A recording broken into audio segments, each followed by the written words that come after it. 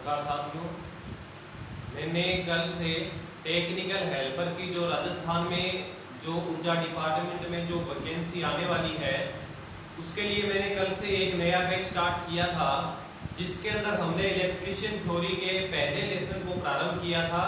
Lesson का नाम है हमारा प्रारंभिक विद्युत। उसकी कल हमने पहली क्लास पढ़ ली थी, जिसके अंदर हमने सीखा था कि विद्युत क्या होती है, विद्युत वाहक बल क्या होता है, विद्युत धारा क्या होती है, प्रोटॉन, न्यूट्रॉन और इलेक्ट्रॉन के बारे में भी हमने पढ़ लिया। दोस्तों, आज जो हम नया टॉपिक स्टार्ट कर रहे हैं इस क्लास के अंदर, जो इसी लेसन का ही एक भाग है, उस टॉपिक का नाम है प्रतिरोध। लेकिन प्रतिरोध को समझने से पहले मैं थोड़ा सा आपको रिवाइज करवा देता हूं जो कल मैंने करवाया था कि विद्युत वाहक बल और विद्युत धारा क्या होती है। जिस प्रकार दोस्तों मैंने आपको एक परमाणु की संरचना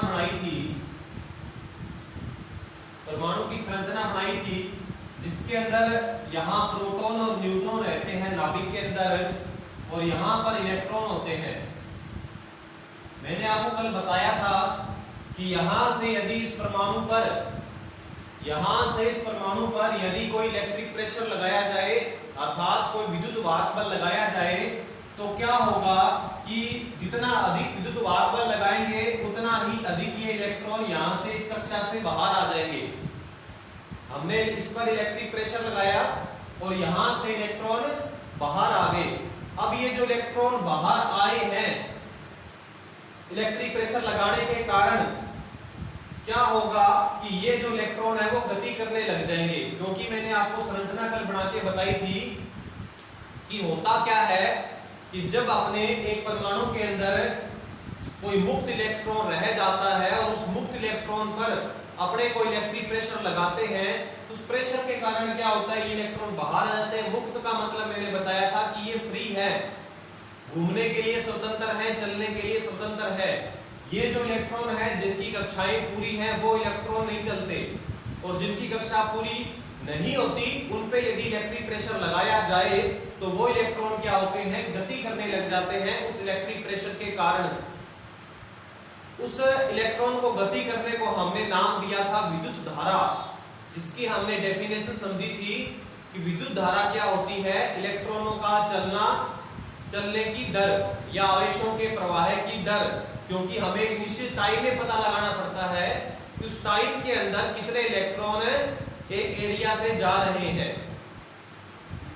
तो किसी आवेशों के प्रवाह की दर को हमने विद्युत धारा नाम दिया था, और विद्युत धारा का हमने एक फार्मूला बनाया था I बराबर Q/T। और मैंने आपको बताया था इस फार्मूला से क्वेश्चन आते हैं दोस्तों। हमारे ये जो सूत्र है I बराबर Q/T, या Q का फार्मूला निकल जाएगा I गुणा T, जहां I विद्युत धारा है, Q कूलाम आवेश है और T सेकंड में समय है।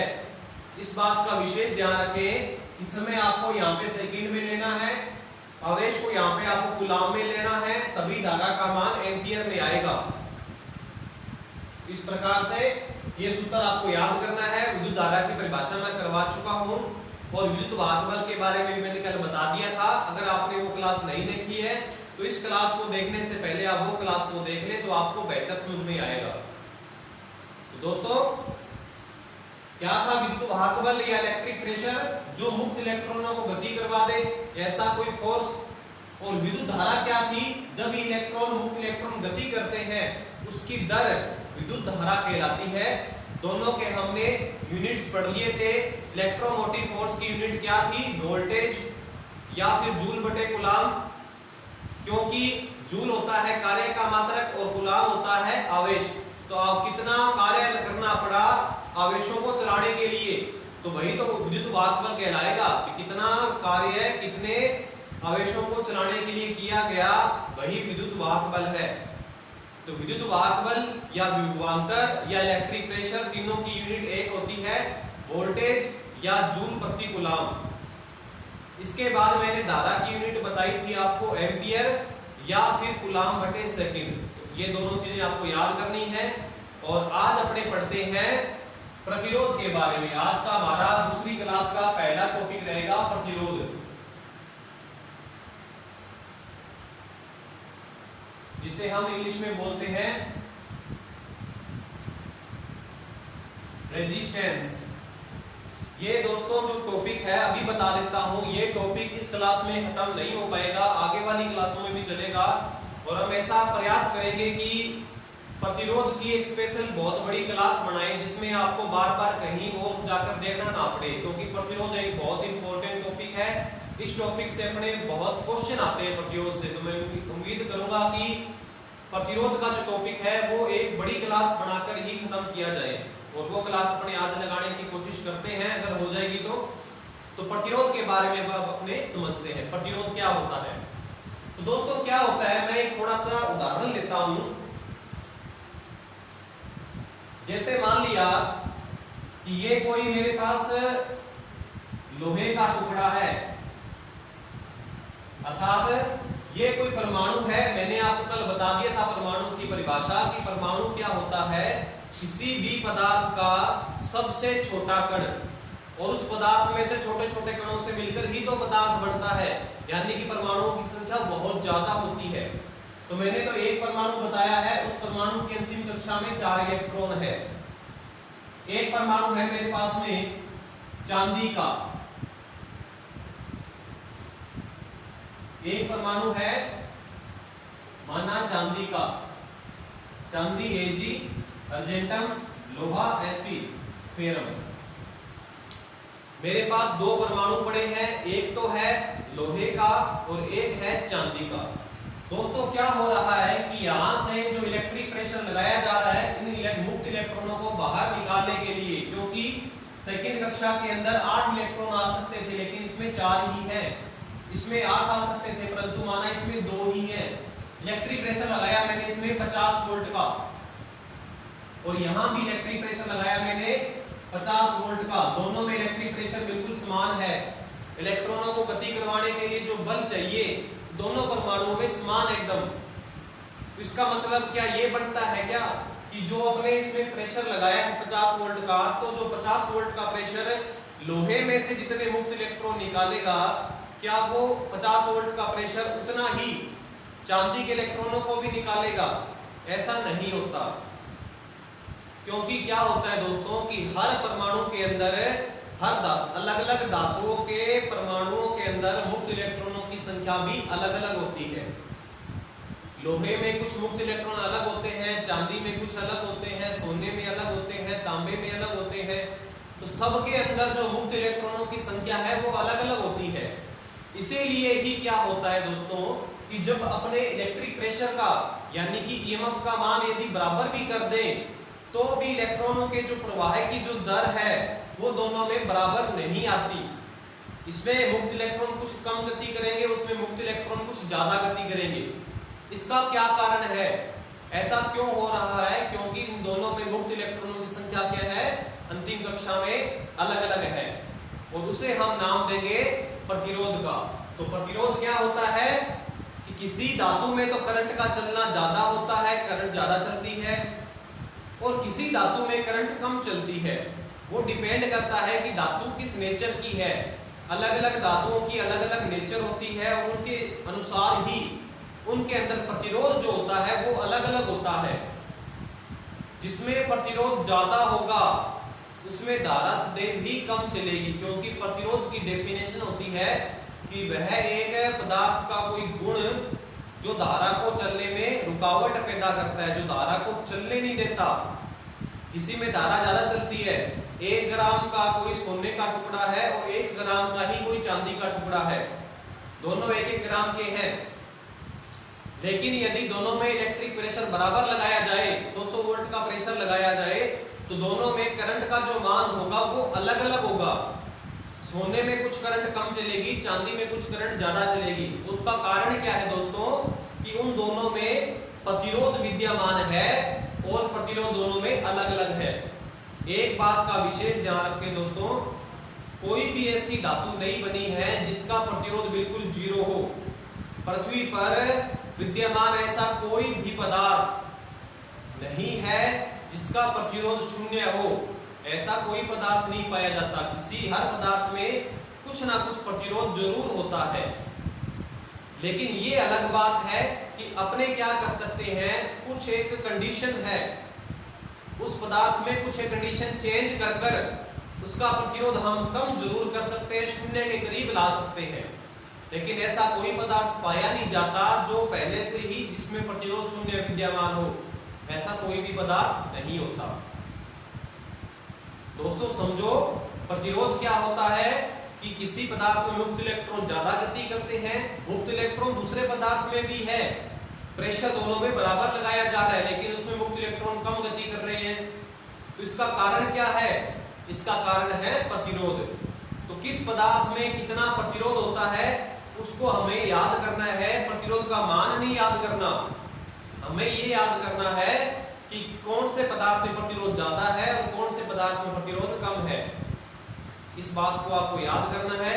सबसे पहले हम लिखेंगे दोस्तों इसकी डेफिनेशन कि प्रतिरोध आखिरकार होता क्या है। तो प्रतिरोध की आप परिभाषा लिखोगे सबसे पहले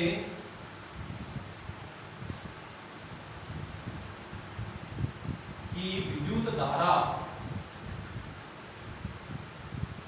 के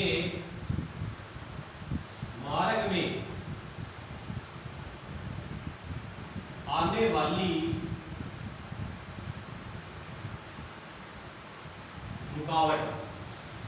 तो प्रतिरोध क्या होता है दोस्तों कि विद्युत धारा के मार्ग में जो रुकावट पैदा करता है पदार्थ, कोई भी पदार्थ का ये गुण होता है कि वो जरूर रुकावट पैदा करेगा ही करेगा, वो जरूर रुकावट पैदा करेगा। हो सकता है कोई पदार्थ कम रुकावट करे विद्युत धारा के मार्ग में और कोई पदार्थ ज्यादा करे, वो डिपेंड करता है कि किसमें कितना प्रतिरोध कम है, किसमें ज्यादा।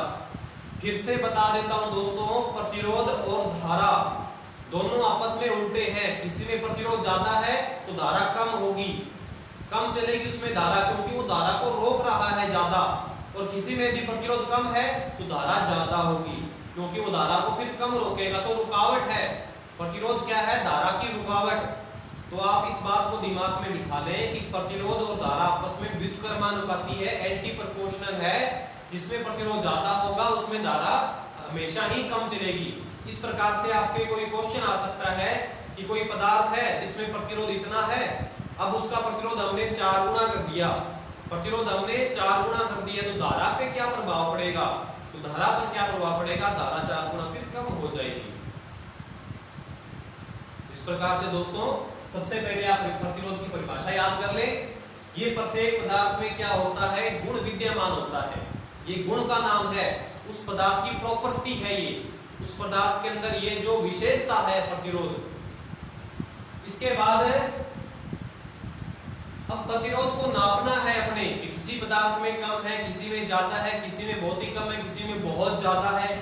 तो प्रतिरोध को हमें मापना पड़ेगा और मापने के लिए एक इकाई चाहिए, एक मात्रक चाहिए, एक यूनिट चाहिए। तो उस यूनिट का नाम क्या होता है? प्रतिरोध की यूनिट क्या होती है? ओम। प्रतिरोध की यूनिट क्या होती है? ओम। और इसका ओम का सिंबल इस प्रकार से होता है दोस्तों, ये वाला, ये ओम का सिंबल है जो कि प्रतिरोध को दिखाएगा। किसी पदार्थ में प्रतिरोध ज्यादा है तो वहां पे ज्यादा ओम होगा।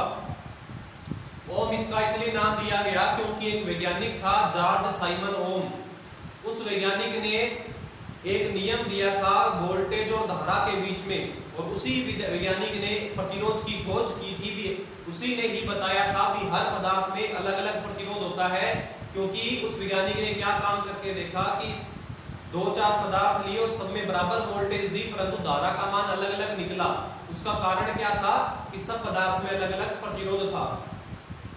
तो जॉर्ज साइमन एक ओम वैज्ञानिक, जॉर्ज साइमन ओम नाम का वैज्ञानिक था, उसने ही प्रतिरोध की खोज की थी और अपने नाम पर ही उसने उसका मात्रक रख दिया ओम। तो आपको याद करना है प्रतिरोध का मात्रक क्या होता है? ओम। अपने बहुत सारे कंपटीशन एग्जाम होते हैं आईटी बेस पर, तो बहुत कोई ज्यादा हार्ड क्वेश्चन नहीं आते। इस प्रकार से ही 1-2 मात्रक जरूर आते हैं। प्रतिरोध का पूछ लेते हैं कई बार और भी बहुत सारे आगे लेसनों में मात्रक आएंगे। तो मात्रक से रिलेटेड अपने को हर एक पदार्थ इलेक्ट्रिक क्वांटिटी का मात्रक जरूर याद होना चाहिए, किस इलेक्ट्रिक क्वांटिटी को किस में मापते हैं। तो प्रतिरोध का मात्रक क्या होता है? याद रखेंगे सभी, ओम होता है। इसके बाद दोस्तों प्रतिरोध का मात्रक हो गया ओम, और प्रतिरोध का सिंबल भी हमें प्रतिरोध को दिखाना है तो बार बार फिर प्रतिरोध या रेजिस्टेंस नहीं लिखेंगे। प्रतिरोध का सिंबल क्या होता है? आर, बड़ा आर या कई बार स्मॉल आर भी लिख देते हैं, तो वो एक ही बात है। प्रतिरोध का सिंबल क्या होता है? आर होता है। इस बात को आप ध्यान में रखें। प्रतिरोध का सिंबल क्या होता है दोस्तों? आर होता है। ठीक है, ये प्रतिरोध के बारे में कुछ एक बेसिक जानकारी थी जो उम्मीद है आपको समझ में आ गई होगी। कोई भी पदार्थ का वह गुण जो धारा को चलने में रुकावट पैदा करता है। इसके बाद दोस्तों प्रतिरोध का विभवांतर से, इलेक्ट्रिक प्रेशर से कोई लेना देना नहीं है। ऐसा नहीं है कि इलेक्ट्रिक प्रेशर यदि अपने आधा कर दिया तो प्रतिरोध आधा हो जाएगा या दुगना हो जाएगा। इलेक्ट्रिक प्रेशर से अर्थात ईएमएफ से प्रतिरोध का कोई लेना देना नहीं है। प्रतिरोध और इलेक्ट्रिक प्रेशर ये दोनों अलग चीजें हैं और इनका आपस में कोई संबंध भी नहीं है। प्रतिरोध का सदैव ही संबंध रहेगा धारा से। जिसमें प्रतिरोध ज्यादा होगा उसमें धारा फिर कम चलेगी। तो इस बात को आप याद रखें। इसके बाद में एक छोटी सी जानकारी दोस्तों, अगर याद रखोगे तो अच्छी बात है। क्या पता कभी कोई कंपटीशन में आ भी जाए कि क्या होता है कि अपने भारत में जो 1 ओम हम लिखते हैं, 1 ओम, माना कोई ऐसा पदार्थ है जिसका प्रतिरोध 1 ओम है, 1 ओम है उस पदार्थ के प्रतिरोध का मान। लेकिन क्या होता है अगर वो इंटरनेशनल की बात करें, पूरा जो विश्व है, पूरी जो दुनिया है, अपने भारत में जब उस पदार्थ का प्रतिरोध 1 ओम आएगा, लेकिन जो पूरी दुनिया है उसका वो क्या काम करती है, उसका प्रतिरोध 1 ओम नहीं मानती।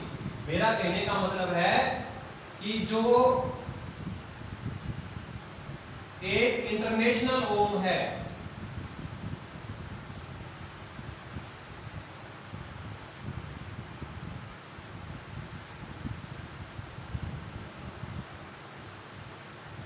एक इंटरनेशनल जो ओम है वो 1.00049 ओम के बराबर है।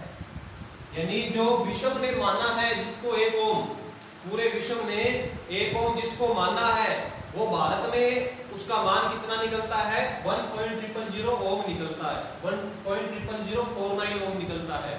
तो हो सकता है कभी आपके कोई कंपटीशन में पूछ लिया जाए कि 1 इंटरनेशनल ओम का मान है कितना होता है, तो 1 इंटरनेशनल ओम का मान होता है इतना। इस बात को आप याद रखें। अब छोटी सी एक बात है, वैसे ही आपको मैं वर्बली बता देता हूं कि 1 इंटरनेशनल ओम किस प्रकार से नापा गया है। तो एक इंटरनेशनल ओम इस प्रकार से नापा गया है कि कोई मरकरी की कोई छड़ है, मरकरी माने पारा, पारे की कोई छड़ है, पारे की कोई छड़ है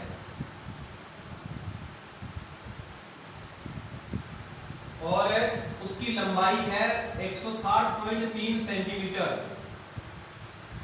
और उसका जो भार है इतना है। कोई एक पारे की छड़ है मरकरी की, Hg, मरकरी कोई छड़ है जिसकी लंबाई ये है और जिसका भार ये है। वैसे अगर कोई मरकरी की छड़ पाई जाती है जिसकी लंबाई इतनी हो और जिसका भार इतना हो, उसका मान जो आएगा वो एक इंटरनेशनल ओम कहलाएगा। क्योंकि एक इंटरनेशनल ओम यानी पूरी विश्व ने जिसको इंटरनेशनल ओम माना है उसकी परिभाषा उसने पारे से ली है, पारे की छड़ से ली है। तो पारे की छड़ की लंबाई इतनी थी और भार इतना था, तो उसका मान जो निकल कर आया भारत में वो 1.00049 ओम निकल कर आया। तो आप याद कर ले, एक इंटरनेशनल ओम का मान कितना होता है? 1.00049 ओम।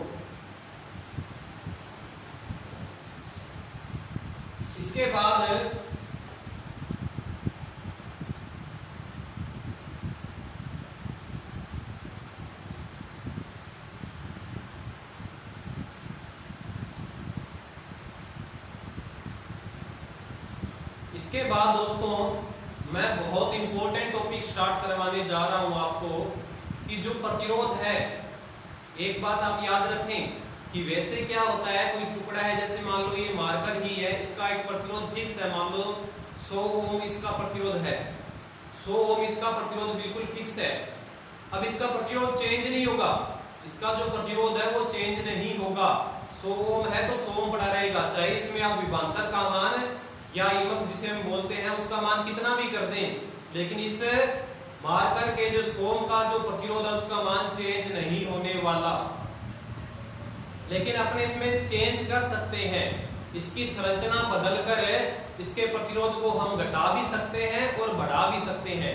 तो नेक्स्ट हमारा जो टॉपिक रहेगा वो रहेगा कि प्रतिरोध कैसे हम घटा बढ़ा सकते हैं। कोई भी धातु का प्रतिरोध यदि हमें चेंज करना है तो कैसे कर सकते हैं, उसके लिए क्या कर सकते हैं। तो मैं आपको प्रतिरोध वाला टॉपिक स्टार्ट करवाया है। नेक्स्ट हमारा जो टॉपिक है प्रतिरोध के अंदर,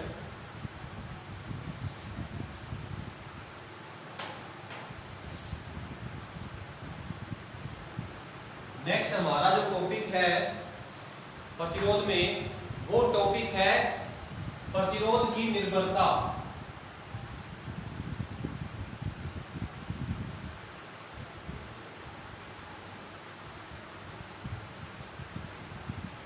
अर्थात प्रतिरोध किन किन बातों पर निर्भर करता है। भाई ये मार्कर है, इसका रेजिस्टेंस 100 ओम है, इसका तो 100 ओम ही रेजिस्टेंस रहेगा, लेकिन यदि इसका प्रतिरोध घटाना हो या बढ़ाना हो तो हम किस प्रकार से घटा और बढ़ा सकते हैं, तो वो अभी हम समझते हैं इसका प्रतिरोध हम कैसे घटा सकते हैं। तो सबसे पहली बात आप ध्यान रखें दोस्तों, प्रतिरोध वैसे कभी कोई चेंज नहीं होता, चाहे आप उसमें विभवांतर का मान कितना भी कर दें, प्रतिरोध का मान हमेशा फिक्स रहता है। ये एक नियतांक है, कांस्टेंट है, इसका मान कभी चेंज नहीं होता। लेकिन कुछ एक कंडीशन है जिसके द्वारा हम प्रतिरोध को चेंज कर सकते हैं। सबसे पहली जो कंडीशन है उन कंडीशनों को याद करना है दोस्तों, अभी से बता देता हूं। ये टॉपिक हमारे टेक्निकल हेल्पर के एग्जाम के अंदर बहुत इंपॉर्टेंट है, इससे एक क्वेश्चन जरूर आ सकता है इस एक टॉपिक से, तो आप पूरे ध्यान से इसको समझें कि प्रतिरोध किन किन बातों पर निर्भर करता है। सबसे पहली बात पर निर्भर करता है कि प्रतिरोध पदार्थ की लंबाई,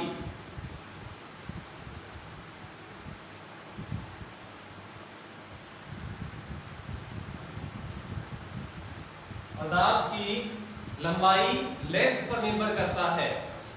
यदि हमें कोई भी चीज का प्रतिरोध घटाना हो या बढ़ाना हो तो उसके लंबाई में परिवर्तन कर दिया जाए, यानी ये मार्कर है, इसको यदि चलो ये तो ठीक है ठोस चीज है, अगर मान लो कोई एक ऐसी चीज है जिसको हम खींच सकते हैं जो डक्टाइल है, यानी तन्यता का उसमें गुण है, यदि हम उसे खींच सकते हैं यानी उसका लंबाई में चेंज कर सकते हैं तो उसका प्रतिरोध में भी चेंज आ जाएगा।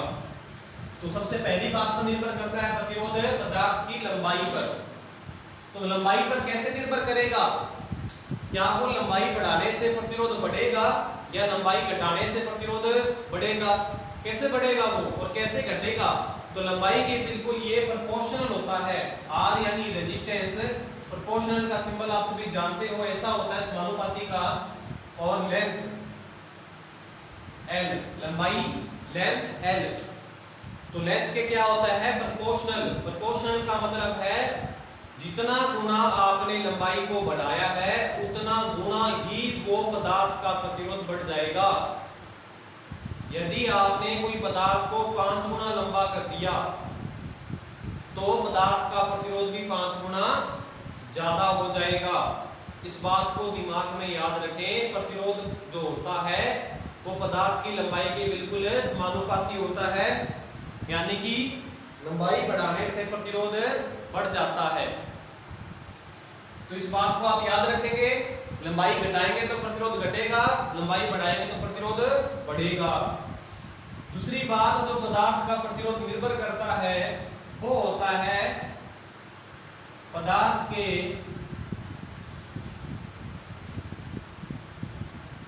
क्रॉस सेक्शनल एरिया पर। क्रॉस सेक्शनल एरिया यानी कि हिंदी में बोलते हैं कटाक्ष क्षेत्रफल। क्रॉस सेक्शनल एरिया का मतलब बना, जैसे ये कोई मान लो पदार्थ है, मान क्या रहे पदार्थ ही है, और ये जो इसका इसका एरिया है, ये जो इसका एरिया है इसको हम बोलते हैं क्रॉस सेक्शनल एरिया, कटा हुआ क्षेत्रफल। इस पर भी निर्भर करता है पदार्थ का प्रतिरोध, यानी कि ये जो इसका जो एरिया है, ये वाला एरिया, ये एरिया अगर चेंज कर दिया जाए और लंबाई में चेंज ना भी किया जाए, लंबाई नहीं कर रहे चेंज, लेकिन इस एरिया को चेंज कर दें तो भी दोस्तों प्रतिरोध चेंज हो जाएगा। अब वो एरिया पे कैसे डिपेंड करता है, यानी एरिया को बढ़ाया जाए तो क्या प्रतिरोध बढ़ेगा या घटाया जाए तो बढ़ेगा, उस पर वो कैसे डिपेंड करता है प्रतिरोध। तो इसको आपको याद करना है, ये उल्टा है, जस्ट ये उल्टा है, आर एंटी प्रोपोर्शनल एरिया, या हम बोल सकते हैं आर समानुपाती ए। ये दोस्तों समानुपाती का निशान है, जिसे हम प्रोपोर्शनल बोलते हैं इंग्लिश में, और हिंदी में इसको अनुक्रमानुपाती भी बोला जाता है, अनुक्रमानुपाती।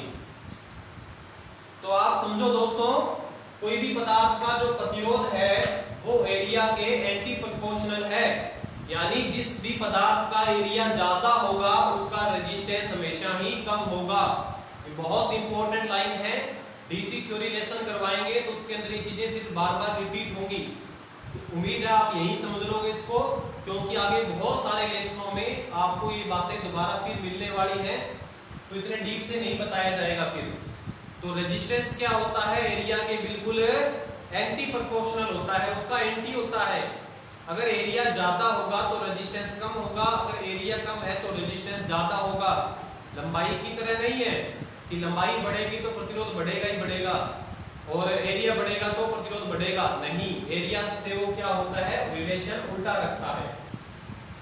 इसके बाद नंबर तीसरा पॉइंट, इनसे अभी हम सवाल भी करके देखेंगे 2-3, जिससे आपको और बेहतर समझ में आएगा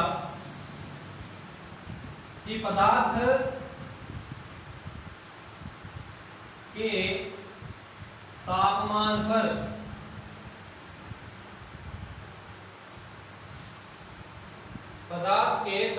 पर जो प्रतिरोध होता है वो पदार्थ के तापमान पर भी निर्भर करता है। दो पदार्थ पड़े हैं, दोनों क्या है, समान धातु के बड़े हैं, दोनों तांबे के हैं, दोनों की लंबाई भी बराबर है और दोनों का एरिया भी बराबर है, परंतु एक तो 50 डिग्री में है और एक 100 डिग्री में रखा गया है। पदार्थ बिल्कुल सेम है, लंबाई भी सेम है और एरिया भी दोनों का सेम है, परंतु दोनों का टेम्परेचर अलग अलग है। तो क्या होगा कि उनका प्रतिरोध भी अलग अलग आएगा।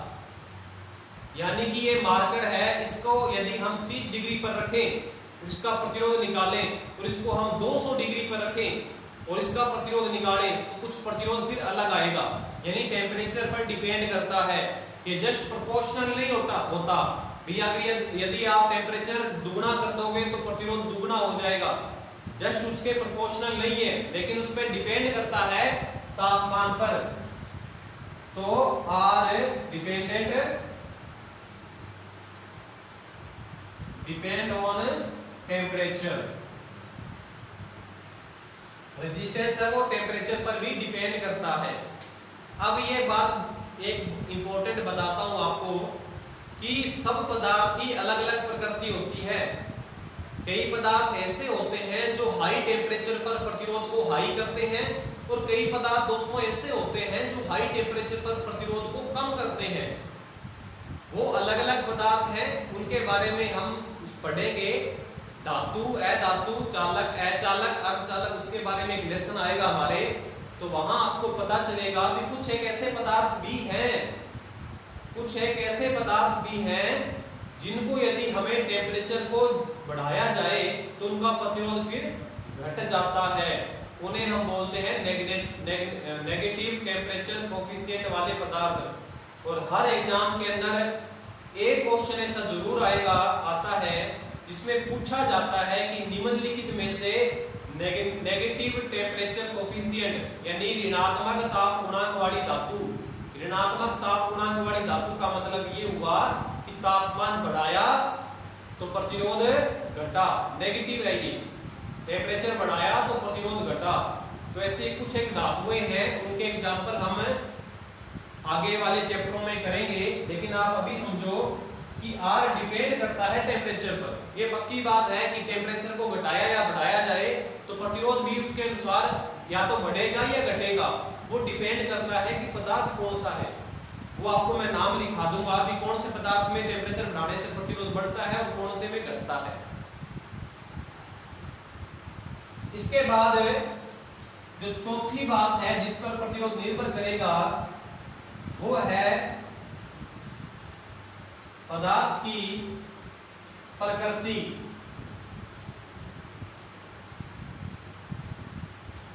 नेचर।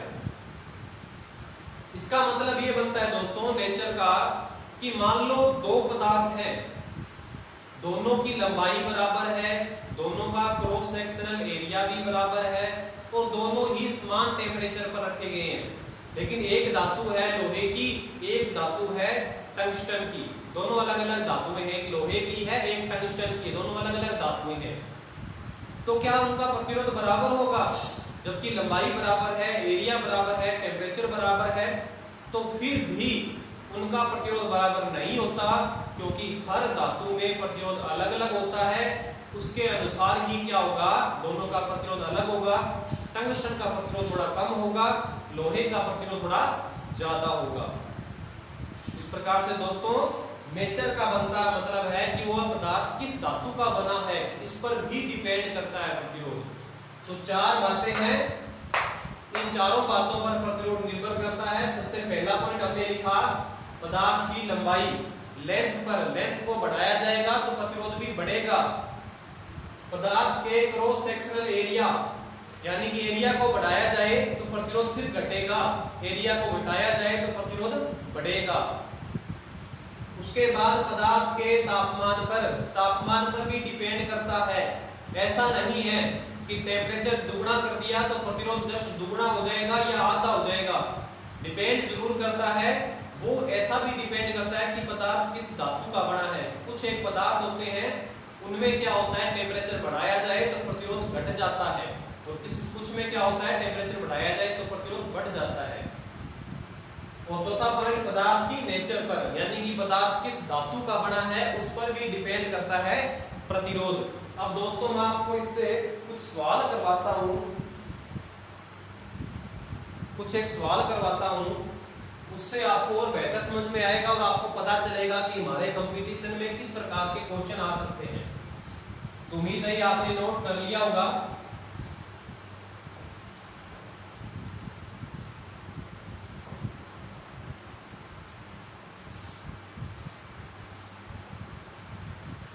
दोस्तों जैसे क्वेश्चन लेते हैं कि यदि किसी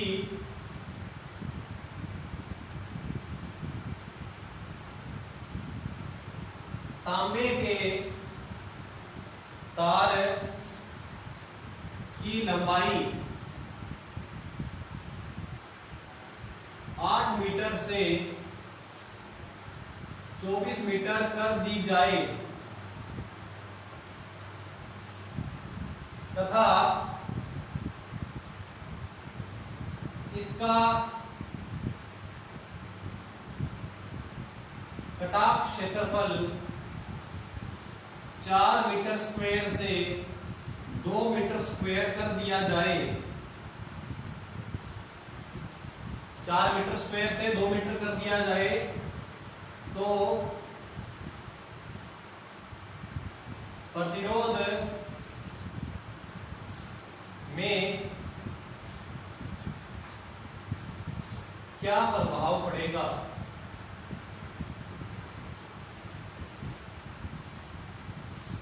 क्या प्रभाव होगा? सबसे पहले हम दोस्तों याद करते हैं लंबाई के लिए हमने क्या लिखा था कि लंबाई के बिल्कुल समानुपाती होता है प्रतिरोध। लंबाई को हमने 3 गुना किया है, 8 से 24 मीटर हुआ है, मतलब कितना गुना बढ़ा है, 3 गुना। तो रेजिस्टेंस बढ़ गया हमारा 3 गुना, लंबाई से तो बढ़ गया 3 गुना। ये लंबाई का हमने यहाँ सोल्व कर दिया। इसके बाद क्षेत्रफल की बात करें तो क्षेत्रफल हो चुका है आधा, क्षेत्रफल 4 मीटर स्क्वायर से 2 मीटर स्क्वायर हो गया। तो दोस्तों मैंने आपको बता दिया क्षेत्रफल से जस्ट उल्टा रिलेशन है रेजिस्टेंस का। क्षेत्रफल यदि आधा हो गया तो प्रतिरोध आधे का उल्टा करो, आधा ऐसा होता है तो आधे का उल्टा कितना हो जाएगा, 2, यानी कि एरिया से कितना निकलेगा, दुगुना हो जाएगा। भाई दोस्तों एरिया यदि आधा हो गया तो प्रतिरोध दुगुना हो गया। आधे से यानी कि एरिया से तो उल्टा रिलेशन है। यदि इसका एरिया आधा हो गया तो प्रतिरोध दुगना हो गया। अब दोनों को मल्टीप्लाई कर दो तो टोटल रिजल्ट निकल कर आएगा हमारे पास में 6 गुना। तो 6 गुना प्रतिरोध हमारा बढ़ जाएगा। तो इस प्रकार से सवाल को करना है। पहले लंबाई को अपने नोट करेंगे, उसके बाद में फिर एरिया को अपने एरिया से निकालेंगे रेजिस्टेंस और दोनों का मल्टीप्लाई कर देंगे। इस प्रकार से हमारे टेक्निकल हेल्पर में ऐसे क्वेश्चन आते हैं। तो दोस्तों इसका एक छोटा सा तरीका ये भी है और आपको वैसे ही करना है जो नेक्स्ट मैं आपको बताऊंगा। आप उसी तरीके से करेंगे कि हम क्या काम करेंगे कि एक फार्मूला लिख लेते हैं R समानुपाती L बटा A, क्योंकि L के समानुपाती और A के एरिया के व्युत्क्रमानुपाती। तो बस अब कुछ नहीं करना। अब ये देखो कि लंबाई कितना गुना हुई है, लंबाई हुई है 3 गुना। अगर लंबाई घटती आधी होती तो यहाँ पे हम अपने आधा लिखते। एरिया कितना हुआ है, एरिया आधा, तो आधा मतलब 1/2। अब कई जो स्टूडेंट होते हैं आईटी के हुए बच्चे, वो थोड़े से मैथ में वीक होते हैं, तो मैथ की क्लास भी अपने थोड़ा कोशिश करेंगे, थ्योरी कंप्लीट हो जाए तो मैथ भी अपने रेगुलर लगाएंगे। तो ये जो बटे के नीचे बटा आता है, इसको उनको हल नहीं करना आता। तो आप ऐसे हल कर सकते हो दोस्तों कि आप सबसे पहले देखा करो कि 2 बटा है, यहाँ पे टोटल 2 डिवाइड है। उन 2 बटा में से मेन कौन सा है, मुख्य कौन सा है? मुख्य तो ये है, क्योंकि L बटा A था तो 3 बटा ये मुख्य है। तो जो मुख्य होता है उसके आगे बा का निशान लगा दो और बाकी को ऐसा का ऐसा लिख दिया करो। 3 था, 3 का 3 ये रहा, बटा का मतलब बा का निशान 1/2 ये रहा। इसके बाद आप समझते हो और जानते हो, और आपने दूसरी तीसरी क्लास में पढ़ भी लिया होगा कि जिस संख्या के आगे बा का निशान होता है, यदि उसको अपने गुणा बनाएं, क्योंकि 3 में 1/2 का भाग लगाना मुश्किल है तो गुणा करना आसान है, तो हम क्या कर सकते हैं, जिस संख्या के आगे बा का निशान होता है उसको गुणा बना दे तो वो संख्या फिर पलट जाती है, 2/1 हो जाएगा। तो 3 दूनी 6/1, 6/1 मतलब 6। तो रेजिस्टेंस पर कितना प्रभाव पड़ेगा, 6 गुना बढ़ जाएगा। रेजिस्टेंस हमारा कितना गुना बढ़ जाएगा दोस्तों, 6 गुना बढ़ जाएगा। तो इस प्रकार से तभी मैं आपको बोला था मैंने आपको पहले ही, जब मैंने क्लास लगाई थी जिसमें मैंने आपको बताया था कि कौन कौन से सब्जेक्ट आपको टेक्निकल हेल्पर के अंदर पढ़ने चाहिए, तो उसमें मैंने आपको बताया था कि इलेक्ट्रिशियन थ्योरी सबसे इंपॉर्टेंट है और उसके बाद दूसरा टॉपिक मैथ आता है। तो मैथ इसलिए मैंने बोला था क्योंकि न्यूमेरिकल बहुत सारे हैं हमारे, तो मैथ आपको आएगी तभी न्यूमेरिकल कर पाओगे आप।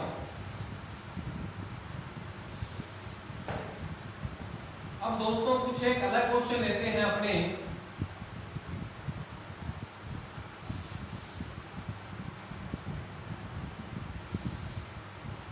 कुछ एक अलग क्वेश्चन लेते हैं।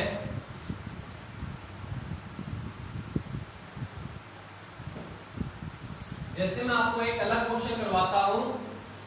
अब आप मैं सारे एग्जांपल नहीं करवा सकता आपको क्योंकि क्लास बहुत बड़ी हो जाएगी, तो आप इससे रिलेटेड जो मैंने अभी क्वेश्चन करवाया है उससे रिलेटेड आप कोई बुक ले आए, जो मैंने बुक बताई थी, या इंटरनेट पर जाकर गूगल में क्वेश्चन लिखें प्रतिरोध से रिलेटेड, मतलब कितने अपने न्यूमेरिकल है वो सारे न्यूमेरिकल करें। तो अलग अलग प्रकार के क्वेश्चन हो सकते हैं। एक प्रकार का मैंने आपको करवा दिया, वो आसान है, वो कर लोगे। एक अलग प्रकार का क्वेश्चन करवाता हूं जो कि कई बार कंपटीशन में आया है, जो कि कई बार आया है। इस प्रकार से है कि यदि किसी एल्यूमिनियम की तार को तब तक खींचा जाए जब तक कि उसकी त्रिज्या, या कई बार यहाँ पे व्यास भी लिखा होता है, मैं यहाँ पे या लिख देता हूं त्रिज्या या व्यास। कई बार त्रिज्या लिखा होता है, कई बार व्यास लिखा होता है। त्रिज्या या व्यास 1/3 न हो जाए तो उसके प्रतिरोध में होने वाली वृद्धि या कमी क्या होगी। दोस्तों क्या किया गया है, कोई एल्यूमिनियम की तार है, उसको खींचा जा रहा है, एल्यूमिनियम की तार को खींचा जा रहा है। ये मान लो उसकी त्रिज्या है कुछ भी, और तब तक खींच रहे हैं जब तक उसकी त्रिज्या पहले से तिहाई हिस्सा ना रह जाए, पहले से उसका तीसरा हिस्सा ना रह जाए, तब तक उसको खींचा जा रहा है। क्योंकि आप समझ रहे हो, खींचने पर उसकी त्रिज्या घटेगी, त्रिज्या हो चाहे व्यास हो, वो घटेगा ही घटेगा। उसको तब तक खींचा जा रहा है जब तक कि उसकी त्रिज्या 1/3 ना हो जाए, तो उस टाइम उसका प्रतिरोध कितना होगा। ये थोड़ा अलग क्वेश्चन है, और इस प्रकार के क्वेश्चन हमारे आते भी हैं एग्जाम के अंदर। तो आप इसका आंसर निकालो कितना आएगा।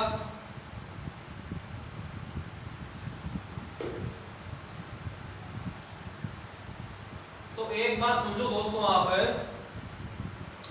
कि हो क्या रहा है कि अपने क्या काम कर रहे हैं, त्रिज्या को उस तार को खींच रहे हैं। तो खींचने पर दो काम होंगे, कोई भी तार को खींचा जाए तो दो काम होंगे। पहला काम तो ये होगा कि जब खींचेंगे तो लंबाई तो बढ़ेगी, उस तार की लंबाई में तो वृद्धि होगी। तो लंबाई से प्रतिरोध कैसे रिलेशन रखता है कि लंबाई में वृद्धि होगी तो प्रतिरोध भी बढ़ेगा। लेकिन क्या होगा कि उसका एरिया घटता जाएगा, उसका एरिया घटता जाएगा। लेकिन एरिया से उल्टा रिलेशन है, एरिया घटेगा तो प्रतिरोध बढ़ेगा। तो लंबाई से भी बढ़ेगा, लंबाई खींचने पर लंबाई से भी बढ़ेगा, और एरिया घट रहा है इसलिए भी प्रतिरोध बढ़ेगा। तो एक बात तो हमें यहां से पता चल गई कि प्रतिरोध में तो वृद्धि होगी, कमी नहीं होगी। जो पहले प्रतिरोध था उसकी अपेक्षा वृद्धि होगी, कमी नहीं होगी। प्रतिरोध को नापने के लिए एक मीटर होता है, ओम मीटर, उससे हम प्रतिरोध को नाप सकते हैं। कोई भी तार है, उसके तार को अपने सप्लाई से सबसे पहले अलग कर लेंगे, और एक पॉइंट तार के पहले बिंदु पर और एक अंतिम बिंदु पे लगाएंगे, तो उस तार का हमें प्रतिरोध पता चल जाएगा। तो हम उस तार को खींचेंगे तो प्रतिरोध बढ़ेगा, एरिया कम होगा तो भी प्रतिरोध बढ़ेगा। और कितना बढ़ेगा, प्रतिरोध में तो वृद्धि होगी, लेकिन कितनी होगी। अब इस चीज को समझने के लिए आपको पहले तो मैं आपको पूरा सॉल्यूशन करवाता हूं, और उसके बाद एक ट्रिक बताता हूं। उस ट्रिक से आप इस सवाल को सीधा कर सकते हो। मतलब अपने कंपटीशन में तो ऑब्जेक्टिव टाइप क्वेश्चन आते हैं, तो अपने को तो डायरेक्ट उनके फटाफट आंसर निकालने होते हैं। लेकिन समझने के लिए आप ये समझो कि अपने सवाल को कैसे करेंगे। तो ऐसा करेंगे दोस्तों, सबसे पहली पॉइंट और सबसे पहली बात है, आप समझो कि किसी भी पदार्थ की त्रिज्या को यदि हमें कम करना है, या त्रिज्या कोई कम हुई है, तो उसका एरिया भी कम होगा। और कोई भी चीज का क्रॉस सेक्शनल एरिया है, अगर अपने तार की बात करें तो तार का क्रॉस सेक्शनल एरिया है वो किसकी भांति दिखाई देता है, सदैव एक वृत्त की भांति दिखाई देता है, एक सर्किल की भांति दिखाई देता है। ये जो मान लो मार्कर है, इसका आप क्रॉस सेक्शनल ये एरिया देख रहे हो ना, ये किसकी भांति दिखाई दे रहा है आपको, एक वृत्त की भांति दिखाई दे रहा है। इसके अंदर त्रिज्या है और व्यास भी है। अब ये तो बात समझते हो कि त्रिज्या और व्यास कैसे होते हैं। त्रिज्या व्यास से आधी होती है, त्रिज्या रेडियस, व्यास डायमीटर। तो वृत्त का अपने सबसे पहले याद करो, क्षेत्रफल का क्या सूत्र पढ़ा था हमने, वृत्त का क्षेत्रफल का क्या सूत्र याद किया हुआ है। तो वृत्त का क्षेत्रफल का सूत्र होता है area is equal to pi r square या पाई डी स्क्वायर बटे 4, जब हमें व्यास दिया हो।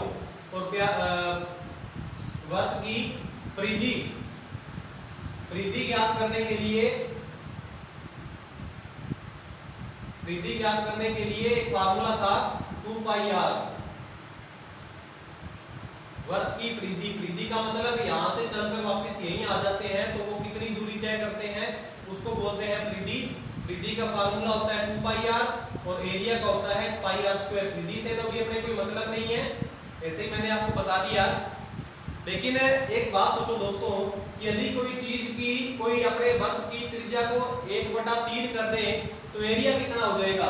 त्रिज्या को हमने कर दिया है 1/3, तो एरिया कितना हो जाएगा उसकी स्क्वायर, क्योंकि आर का हमें करना है स्क्वायर।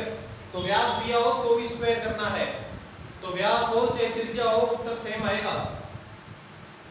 तो एरिया पे क्या प्रभाव पड़ेगा, यदि किसी चीज की किसी तार की लंबाई को हम त्रिज्या को यदि हम 1/3 कर दें तो उसका एरिया 1/9 हो जाएगा। त्रिज्या को यदि 1/3 कर दिया तो उसका एरिया फिर 1/9 हो जाएगा। तो एरिया को आपको उत्तर में लेना है, एरिया को आपको ध्यान में लेना है, क्योंकि प्रतिरोध का रिलेशन जो होता है वो लंबाई से होता है और एरिया से होता है। त्रिज्या से डायरेक्ट कोई रिलेशन नहीं रखता, डायरेक्ट सीधा कोई रिलेशन नहीं है, निकाल सकते हैं हमने, लेकिन लंबाई के समानुपाती और एरिया के व्युत्क्रमानुपाती। तो मैंने एरिया इसलिए निकाला है क्योंकि मेरे को यहाँ पे त्रिज्या बताई गई थी, तो त्रिज्या से मैंने एरिया निकाल लिया, 1/9 हो गया। अब लंबाई पे क्या प्रभाव पड़ेगा, एरिया तो मैंने निकाल लिया, अभी 9 गुना कम हो जाएगा तो प्रतिरोध 9 गुना बढ़ जाएगा। एरिया का तो यहाँ से रिलेशन खत्म हो गया, एरिया से तो प्रतिरोध निकल गया कि 9 गुना कम हुआ तो प्रतिरोध 9 गुना बढ़ गया। अब लंबाई कितनी होगी, तो एक बात ध्यान रखें दोस्तों, आप बहुत इंपॉर्टेंट लाइन बताने जा रहा हूं कि कोई तार को खींचने पर जितना गुना उसका एरिया कम होता है उतना ही गुना लंबाई बढ़ती है।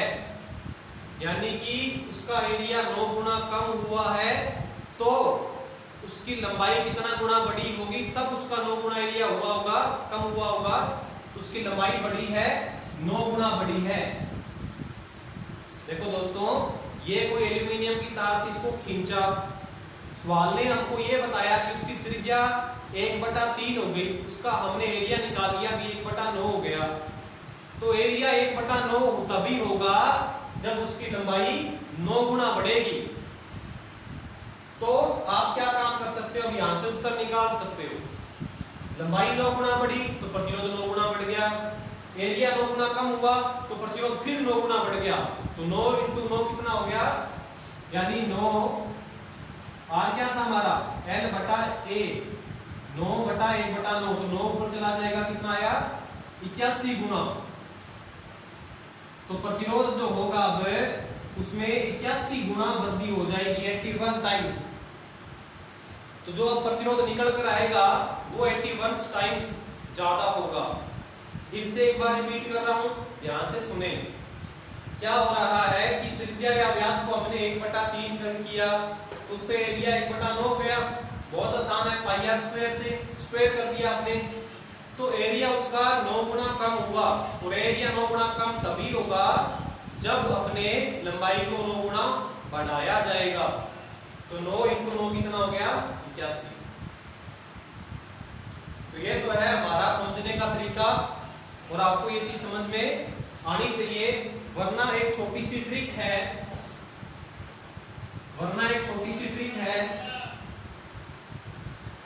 ट्रिक ये है, आप याद कर लें कि जब हमें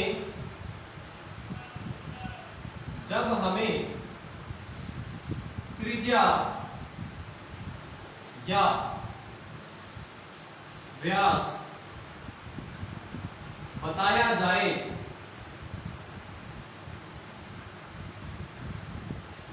दिया हो,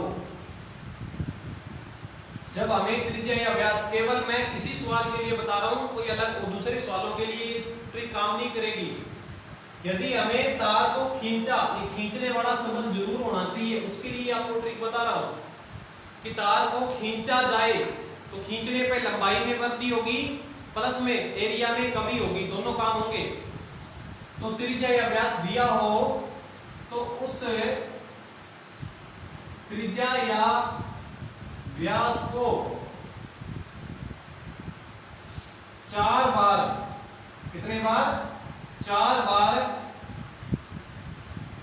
आपस में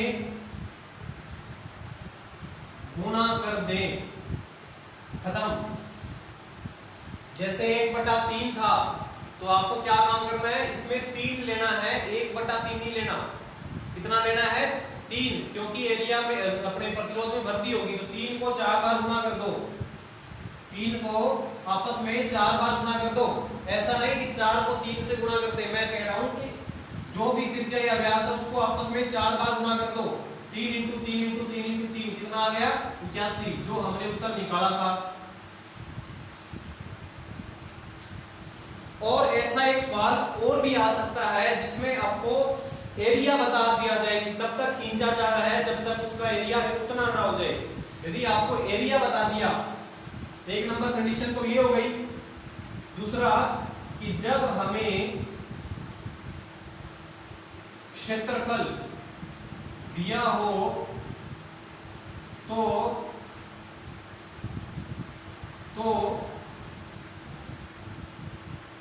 प्रतिरोध ज्ञात करने के लिए उस क्षेत्रफल की स्क्वायर कर देते हैं। जैसे मान लो एक सवाल दे दिया जाता कि एक तार को तब तक खींचा गया जब तक कि उसका क्षेत्रफल आधा न रह जाए। क्षेत्रफल कितना न रह जाए? आधा। तो आधे को आपको ये रखना है दिमाग में, 2 को 2 की स्क्वायर कर दो 4, तो उसका जो प्रतिरोध होगा वो 4 गुना बढ़ जाएगा। क्षेत्रफल में तो स्क्वायर करनी है और त्रिज्या और व्यास बताया दिया जाए तो फिर आपको 4 बार गुना करना है उनका। एक बात दिमाग में याद रखना दोस्तों, ऊपर वाला 1 है, आप कहीं ये मत कर देना कि 1/3 गुना 1/3 गुना 1/3 गुना 1/3 और 1/81 गुना हो जाएगा। 1/81 का मतलब तो ये हुआ कि प्रतिरोध 81 गुना कम हो गया। कम नहीं होगा, बढ़ेगा, इसलिए मैंने यहाँ पे 3 लिया है। क्षेत्रफल 1/2 गया, इसका मतलब आपको 1/2 गुना 1/2 नहीं करना, सीधा 2 गुना 2 करना है, 4 गुना। तो उम्मीद है ये सवाल आप कर सकते हो, और ऐसा कोई सवाल आ गया तो आप जरूर करोगे। अब कुछ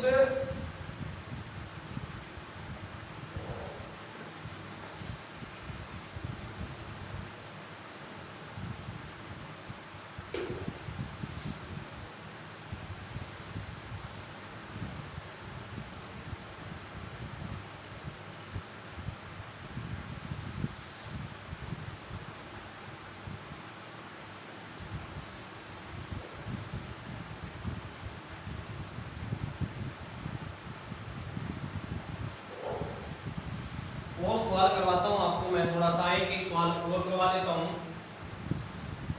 कि ऐसा कोई सवाल आ जाए L1 बराबर 5 मीटर, L2 बराबर 15 मीटर,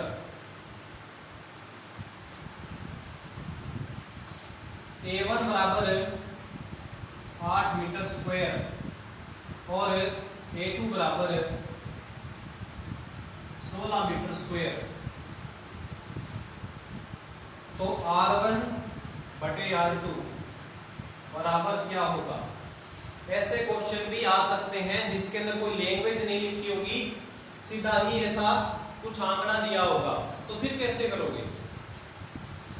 फिर कैसे करेंगे दोस्तों? हमें कोई मुश्किल नहीं है, कोई भी मुश्किल नहीं है, बहुत आसान है ये सवाल करना। पूरे ध्यान देना आप इस सवाल पर। कैसे करेंगे? हमें याद करना है R1 बटे R2, या कई बार इसकी जगह ये भी लिखा होता है R1 अनुपात R2। बटे का मतलब अनुपात ही होता है, तो एक ही बात है। ये लिखा हो चाहे R1 अनुपात R2 लिखा हो, एक ही बात है। तो इन सवालों को कैसा करेंगे हम? सबसे पहले R1 निकालो। R होता है, वो डिपेंड करता है L बटा A पर। तो R1 है तो L1 A1, L1 कितना है 5, A1 कितना है 8। आपने R1 का मान निकाल लिया। R1 मतलब पहला प्रतिरोध, तो पहली लंबाई और पहला एरिया। 5/15 नहीं रखना, 5/8 रखना है। उसके बाद बटा R2 यानी L2 बटा में A2 है 16। R1 का मान कितना है L बटा A, L का मान 5, L1 का मान A1 का मान 8, 5/8।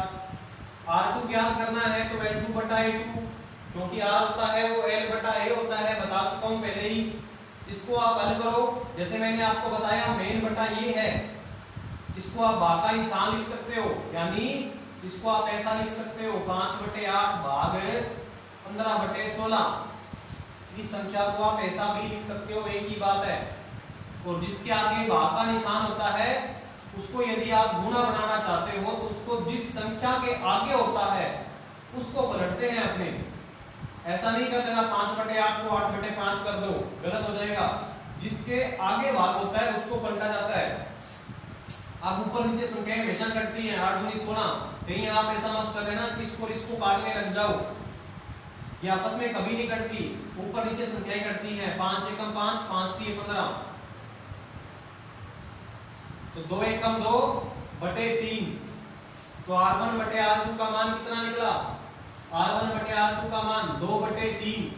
या ऐसा भी हो सकता है क्वेश्चन R1/R2 क्या होगा, तो 2:3।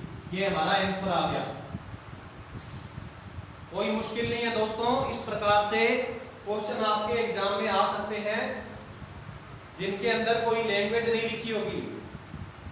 सीधा ही ये आपको R1/R2 या R1/R2 ज्ञात करना होगा। इसके बाद एक मैं त्रिज्या से रिलेटेड और सवाल करवा देता हूं। ये सवाल आप कर लोगे। त्रिज्या से रिलेटेड और सवाल करवा देता हूं एक,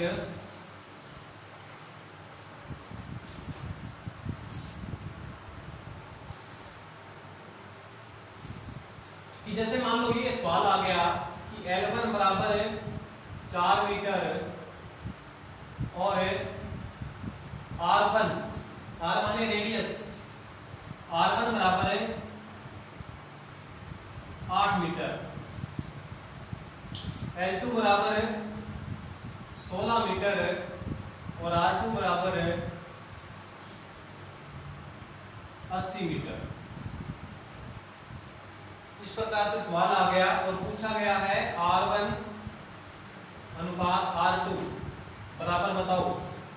इस प्रकार से, क्योंकि कंपटीशन एग्जामों में आज अभी जो कंपटीशन एग्जाम हो रहे हैं पिछले 4-5 सालों में मैंने एक बात नोट की है कि इस प्रकार से सवाल आते हैं, पूरी लैंग्वेज नहीं लिखी आती, कि आपको ये नहीं बताएगा कि एक ऐसा पदार्थ है जिसकी लंबाई 4 मीटर थी पहले, बाद में उसकी लंबाई 16 मीटर कर दी, पहले उसकी त्रिज्या इतनी थी अब त्रिज्या उतनी हो गई, दोनों के अनुपात में क्या अंतर आ गया। ऐसा नहीं बताया जाएगा, पूरी लेंथ बना के बताई जाएगा आपको 4-5 लाइनों में। सीधा ये लिखा और काम खत्म। अब आपका काम स्टार्ट होता है कि कैसे इस सवाल को करोगे। तो कैसे करेंगे हम इस सवाल को? देखो दोस्तों, हमें याद करना है R1/R2। सेम उसी प्रकार से जैसे पीछे वाले सवाल में किया था। R1 L/A होता है, L/A। L का मान तो है, L1 का मान तो है 4/A। यहाँ ध्यान देने वाली बात है दोस्तों, बटा A माने एरिया। तो एरिया का त्रिज्या से संबंध क्या होता है? त्रिज्या की स्क्वायर करेंगे तो एरिया निकलता है। त्रिज्या की स्क्वायर करो, 8 का स्क्वायर कितना होता है? 64। कहीं आप यहाँ पे बटे में 8 मत रख देना, 8 तभी रखेंगे जब हमें यहाँ पे एरिया बताया जाएगा। अगर एरिया नहीं बताया गया है तो उसकी स्क्वायर करेंगे त्रिज्या की। त्रिज्या की जगह व्यास भी दिया हो सकता है तो भी स्क्वायर करेंगे, डायरेक्ट स्क्वायर करके लिखना आपको सीधा ही। उसके बाद क्या किया गया? R2 का मान देखो, L2/A2 एरिया, यहाँ पे 80 मीटर कर दिया तो 80 का स्क्वायर कितना हो जाएगा? 6400। 80 का स्क्वायर 6400, क्योंकि एरिया लेना है तो एरिया होता है πr²। एरिया होता है πr², तो r की स्क्वायर करनी पड़ेगी आपको तभी एरिया निकलेगा। इसके बाद इसको हल कर लो, सवाल हमारा खत्म हो गया। 4/64, ये संख्या ऊपर जाकर पलट जाएगी, आपको पता ही है 6400/16।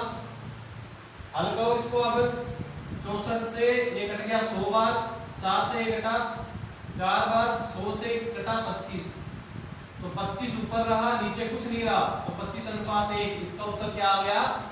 25:1। सवाल हमारा खत्म हो गया।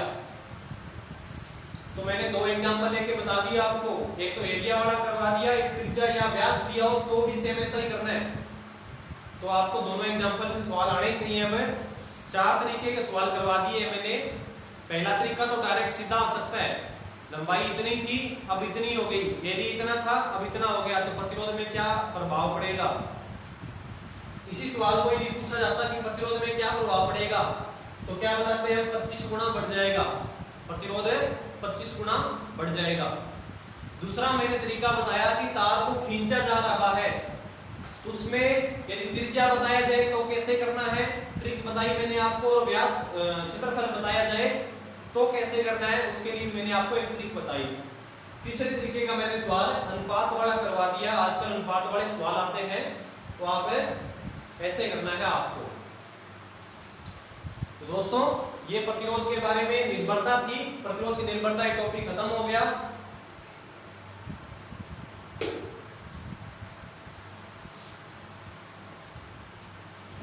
इसके बाद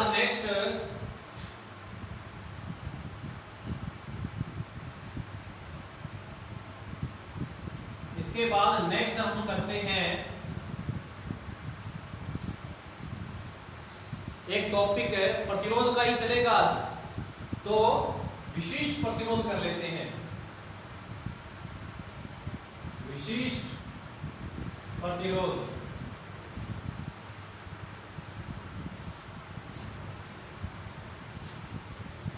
स्पेसिफिक रेजिस्टेंस, या इसका एक नाम और भी होता है प्रतिरोधकता।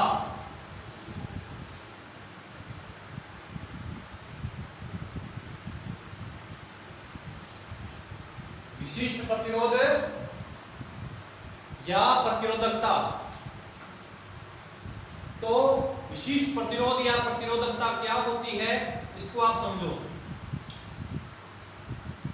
तो क्या होता है विशिष्ट प्रतिरोध, देखो दोस्तों आपको नाम से समझ में आ जाना चाहिए, बहुत आसान है। विशिष्ट प्रतिरोध, प्रतिरोध आपने समझ लिया, धारा के मार्ग में आने वाली रुकावट को जो पदार्थ पैदा करता है, रुकावट है, उसको हम प्रतिरोध बोलते हैं। तो विशिष्ट का मतलब हुआ कुछ खास, विशिष्ट का मतलब क्या हुआ, कुछ खास। तो खास क्या चीज है, जैसे मान लो ये कोई तार है, ये कोई तार है, मान लिए तार सोने की बनी है, सोने की ये तार बनी है, इस तार की लेंथ है वह 10 मीटर है, और इसका एरिया है वो 8 मीटर स्क्वायर है। ये इसका जो एरिया है ये 8 मीटर स्क्वायर, और इसकी जो लेंथ है वो माना 10 मीटर है। इसका प्रतिरोध निकल कर आया मेरे पास में, मैंने प्रतिरोध नाप लिया इसका ओम मीटर से, 4 ओम इसका प्रतिरोध आया। इसका रेजिस्टेंस ओम मीटर से नापा तो कितना आया, 4 ओम। ये तो हो गया रेजिस्टेंस, ये तो हमने पढ़ भी लिया कि 4 ओम धारा के मार्ग में रुकावट पैदा करेगा। ये तो हो गया इसका रेजिस्टेंस। अब स्पेसिफिक रेजिस्टेंस क्या है या प्रतिरोधकता क्या है, तो स्पेसिफिक रेजिस्टेंस क्या होता है दोस्तों, कि आपको लंबाई का गुणांक लेना है 1, लंबाई का गुणांक लेना है 1, मतलब या तो लंबाई इसकी करो 1 मीटर, या लंबाई देखो 1 सेंटीमीटर, या लंबाई देखो 1 mm, 1 के गुणांक में लेना है आपको। और मैं भारत की बात करूं तो भारत का स्टैंडर्ड जो मात्रक है लंबाई का वो होता है मीटर, इसलिए मैं अभी केवल मीटर की बात करता हूं, सेंटीमीटर में हम छोड़ते हैं। इसकी लंबाई 10 मीटर थी, इसकी लंबाई हमने 1 मीटर देखी, तो 1 मीटर इसकी लंबाई ये रही, मान इतनी लंबाई इसकी 1 मीटर है, ये लंबाई इसकी, इतनी जो लंबाई है इस सोने के टुकड़े की ये 1 मीटर है। और एरिया लेना है आपको, वो भी 1 के गुणांक में लेना है, 1 मीटर स्क्वायर। ये सारा था 8 मीटर स्क्वायर, तो माना मेरे पास में ये 1 मीटर स्क्वायर है। इस टुकड़े को बाहर निकाल लिया, इतनी लंबाई वाला और इतना एरिया वाला, ये टुकड़ा बाहर निकाल लिया, इसमें से काट कर, दोबारा सुनो दोस्तों, विशिष्ट प्रतिरोध क्या है कि लंबाई को 1 मीटर लिया और एरिया को 1 मीटर स्क्वायर लिया, और उतने टुकड़े को काट कर बाहर निकाल लिया इस सोने के टुकड़े में से, और अब इसका प्रतिरोध नापा। अब इसका प्रतिरोध देखा अब अगर प्रतिरोध देखोगे तो प्रतिरोध में कुछ चेंज होगा। अब इसके प्रतिरोध में कुछ चेंज होगा, वो कितना चेंज होगा वो डिपेंड करेगा कि हो सकता है बढ़ भी जाए, हो सकता है कम भी हो जाए। तो जो अब जो प्रतिरोध निकल कर आएगा, इस छोटे से टुकड़े का जो अब प्रतिरोध निकल कर आएगा उसका नाम होगा विशिष्ट प्रतिरोध। तो याद करें दोस्तों, 1 मीटर लंबाई और 1 मीटर स्क्वायर एरिया वाला कोई छोटा टुकड़ा है किसी भी धातु का हो, तो उसका जो प्रतिरोध निकल कर आता है उसका मान होता है, उसको हम कहते हैं विशिष्ट प्रतिरोध या प्रतिरोधकता। दोबारा सुने, किसी भी पदार्थ का 1 मीटर लंबाई वाला और 1 मीटर स्क्वायर एरिया वाला एक टुकड़ा है, उसका जो प्रतिरोध है उसको हम बोलते हैं विशिष्ट प्रतिरोध। विशिष्ट प्रतिरोध। अब एक बात ध्यान देने वाली है जो हमारे कई बार कंपटीशन में आ भी चुकी है कि इसकी लंबाई को यदि हम बढ़ाएंगे तो प्रतिरोध बढ़ जाएगा, एरिया को बढ़ाएंगे तो प्रतिरोध घट जाएगा, लेकिन विशिष्ट प्रतिरोध पर कभी भी कोई चेंज नहीं आएगा।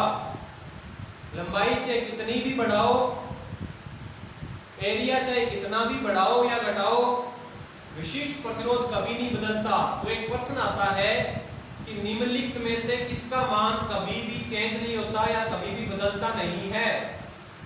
तो ऑप्शन में आपको यदि विशिष्ट प्रतिरोध मिले तो विशिष्ट प्रतिरोध उसका एकदम सही उत्तर होगा, क्योंकि कितना भी लंबाई बढ़ा दे और कितना भी एरिया बढ़ा दे, 1 मीटर लंबाई और 1 मीटर स्क्वायर एरिया वाला का जो प्रतिरोध पहले था उतना ही उसका प्रतिरोध अब आएगा, क्योंकि हमें लंबाई फिक्स है और एरिया फिक्स है, तो प्रतिरोध भी फिक्स होगा एकदम।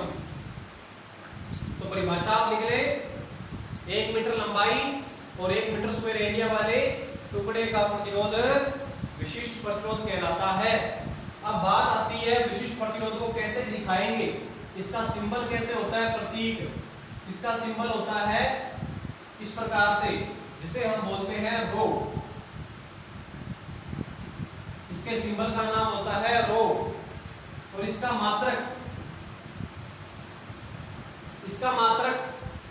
मात्रक होता है ओम मीटर। ये तो है एसआई मात्रक, जो हमारे भारत में प्रणाली चलती है उसका मात्रक। अगर सीजीएस पूछा जाए तो ओम सेंटीमीटर, ये इसका सीजीएस मात्रक है। 3 प्रकार की प्रणालियां होती हैं, एमकेएस, सीजीएस और एफपीएस। तो सीजीएस में ये होगा, अगर एफपीएस में पूछा जाए तो ओम फुट होगा, ये एफपीएस में होगा फुट पर सेकंड। तो लगभग हमसे ऐसा ही मात्रक पूछा जाता है ओम मीटर, याद कर लें।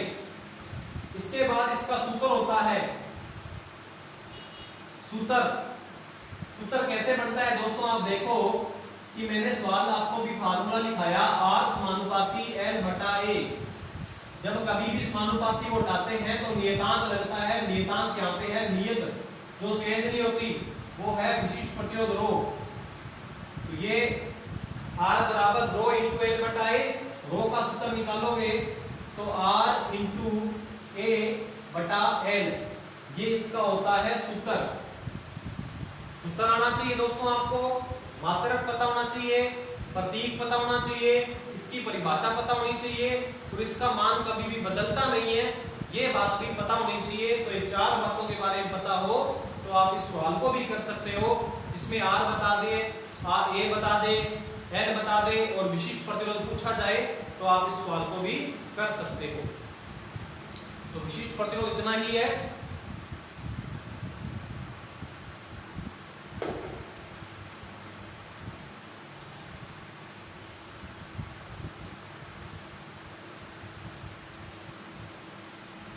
इसके बाद दोस्तों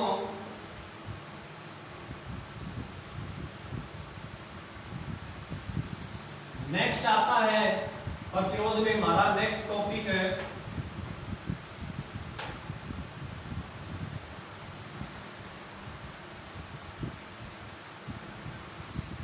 नेक्स्ट जो टॉपिक आता है वो ये आता है कि प्रतिरोध का हम बहुत जगह यूज करते हैं।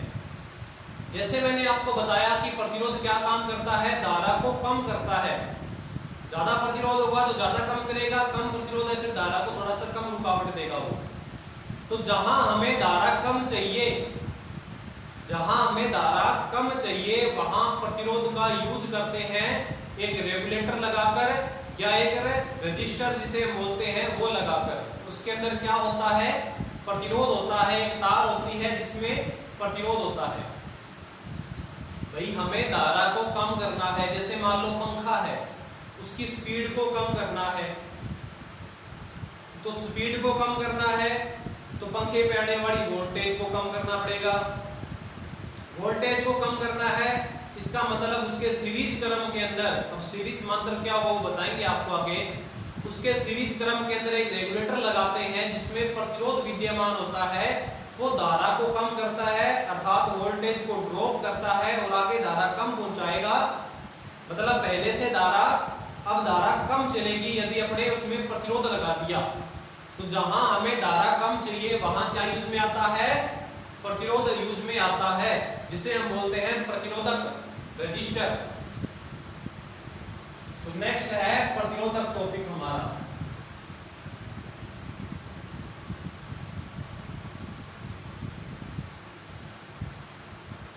प्रतिरोधक रजिस्टर।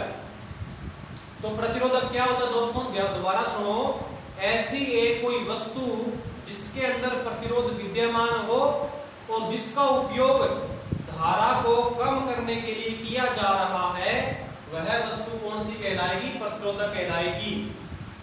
धारा को कम करता है प्रतिरोध, तो उसका यूज कर रहे हैं हम। अब हम यूज कर रहे हैं कि हमें जहां धारा कम चाहिए वहां हम प्रतिरोधक का यूज कर रहे हैं। पंखे की स्पीड कम चाहिए, बल्ब का प्रकाश कम चाहिए, मोटर को धीरे चलाना है, तो उन सब जगह प्रतिरोधक का यूज होगा।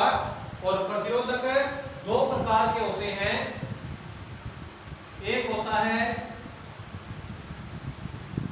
वायर बाउंड, वायर बाउंड होता है, और एक होता है कार्बन।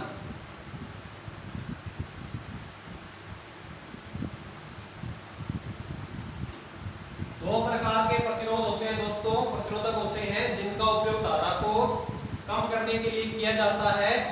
एक होता है वायर बाउंड, एक होता है कार्बन।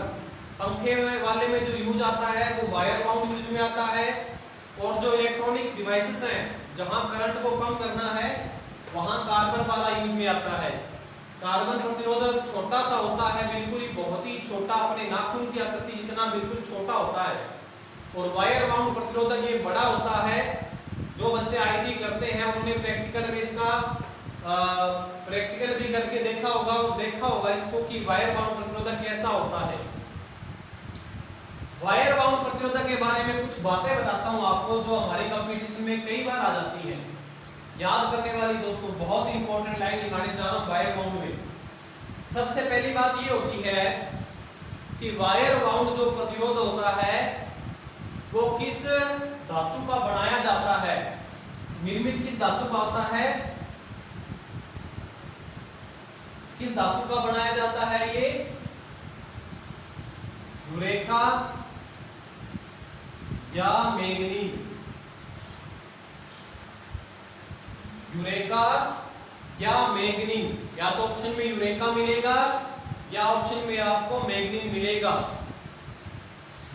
तो इस धातु का बनाया जाता है वायर बाउंड प्रतिरोधक। अब ये इस धातु का ही क्यों बनाया गया है, क्योंकि उसका एक कारण है। क्या कारण है, क्योंकि इन धातुओं में कई बार ऑप्शन में कॉन्स्टेंटन भी होता है या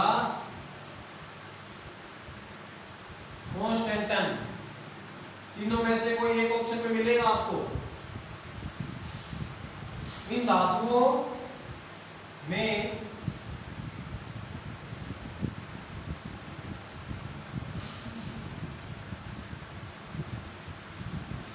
ताप गुणांक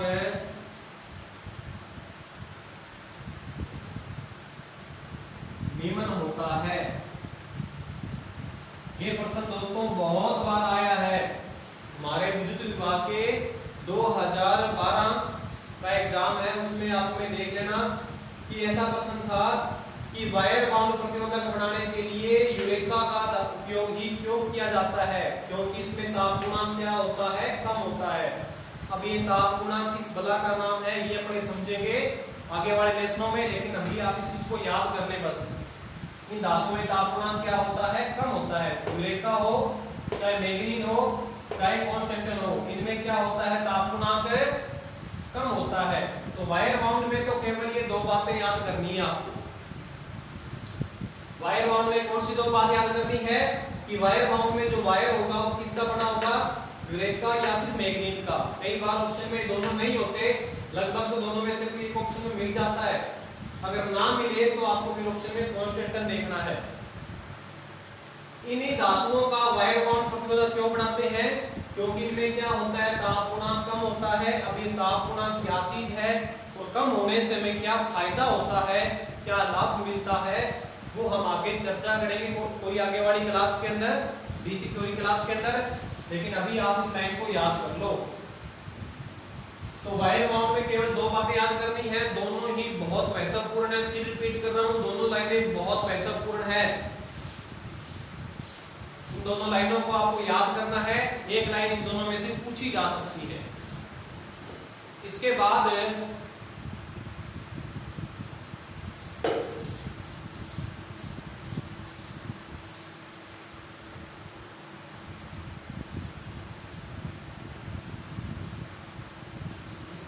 नेक्स्ट जो आता है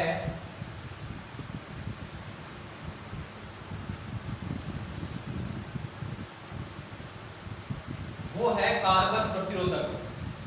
इसके बाद नेक्स्ट है कार्बन प्रतिरोधक है। तो दोस्तों कार्बन प्रतिरोधक के बारे में ये थोड़ी थोड़ी बातें हैं जो आप सुनो कि कार्बन जो प्रतिरोधक होता है वो इतना छोटा होता है कि उस पर प्रतिरोध का मान लिखा नहीं जाता।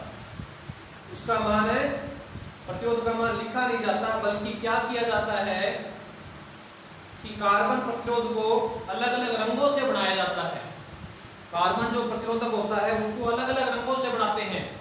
जैसे कोई एक कार्बन प्रतिरोधक है, उसमें क्या काम किया जाएगा कि जैसे मान लो ये कार्बन प्रतिरोधक है, इतना बड़ा नहीं होता लेकिन बनाया एक बार कि एक पट्टी ये कर दी हरे रंग की, एक पट्टी कर दी इसकी नीले रंग की, एक पट्टी कर दी इसकी मान लो लाल रंग की।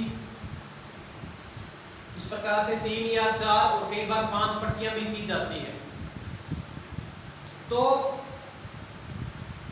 इस प्रकार से कार्बन प्रतिरोध पर 3 या 4 रंग की पट्टियां करके और उससे रंग की पट्टियों से हम मान निकालते हैं कि इसका प्रतिरोध कितना आएगा। अगर पहली पट्टी हरे रंग की, दूसरे नीले रंग की, तीसरे लाल रंग की पट्टी है ये, तो इस कार्बन प्रतिरोध का कितना मान आएगा। इस प्रकार से हमें सवाल आता है कार्बन प्रतिरोध का। बहुत ही इंपॉर्टेंट सवाल है ये कि हरा रंग है पहली पट्टी का, नीला रंग है दूसरी पट्टी का और लाल रंग है तीसरी पट्टी का, तो कार्बन प्रतिरोध का मान कितना होगा। केवल रंगों के द्वारा हमें कार्बन प्रतिरोध के प्रतिरोध का मान पता करना पड़ता है। तो कैसे हम ज्ञात करेंगे, उसके लिए एक सारणी है, वो सारणी आपको याद करनी है। उस सारणी को याद करने की एक ट्रिक भी बता दूंगा, और वो सारणी यदि याद कर लोगे तो आप कोई भी कार्बन प्रतिरोध का मान ज्ञात कर सकते हो। सारणी को सबसे पहले नोट करते हैं। सबसे पहले कलर,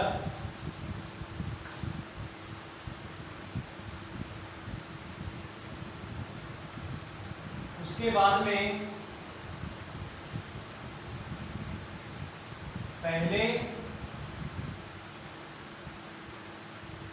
पहली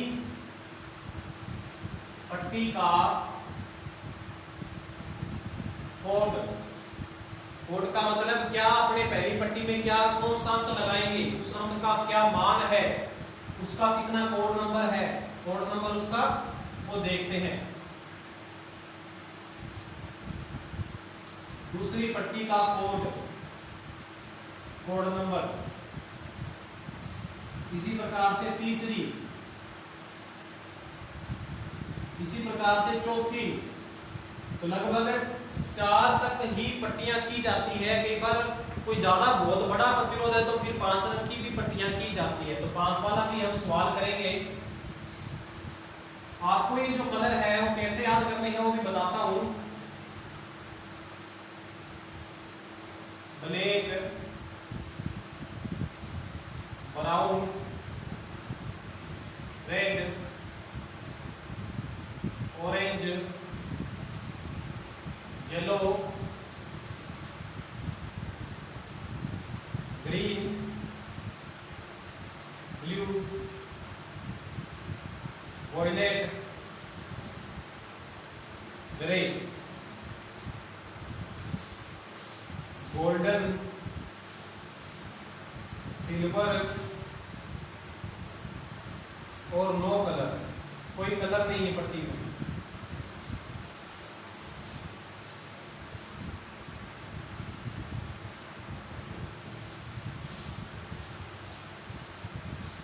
ये सारे दोस्तों आप साथ साथ में भी बढ़ा लें तो आपको याद करने में मुश्किल नहीं आएगी बाद में।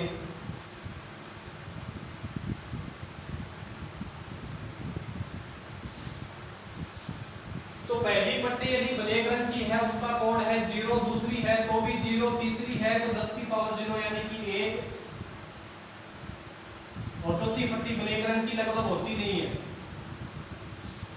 डैश।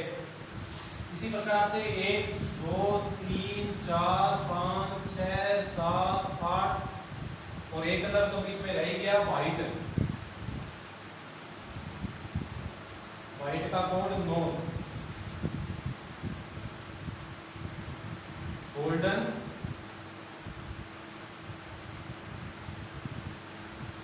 सिल्वर और नो कलर।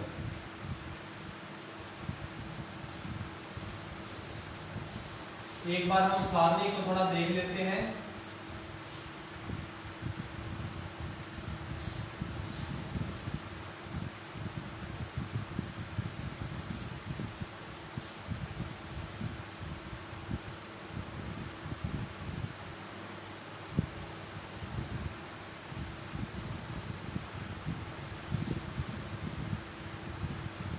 से गोल्डन का है 0.1, सिल्वर का 0.01।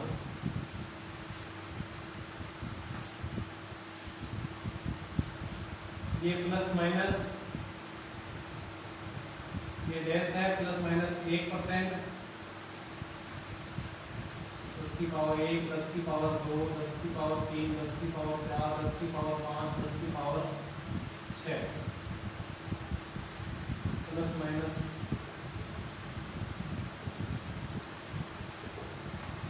अब यहाँ सारणी मेरे से थोड़ी सी सही नहीं बनी। आप गोल्डन का कोड लिख लेना। चौथी पट्टी में गोल्डन का कोड है प्लस माइनस 5%। सीधा बोल के बता देता हूँ, गोल्डन का कोड है प्लस माइनस 5%, सिल्वर का है प्लस माइनस 10% और नो कलर का कोड है चौथी पट्टी में प्लस माइनस 20%। प्लस माइनस 10 ये सिल्वर का है और ये नो कलर का है। ये आप याद कर लेना दोस्तों सारणी। अगर ये सारणी आपको याद हो जाएगी तो आप कार्बन प्रतिरोध का मान आसानी से ज्ञात कर सकते हो। जैसे मैंने आपको अभी एक सवाल करवाया था,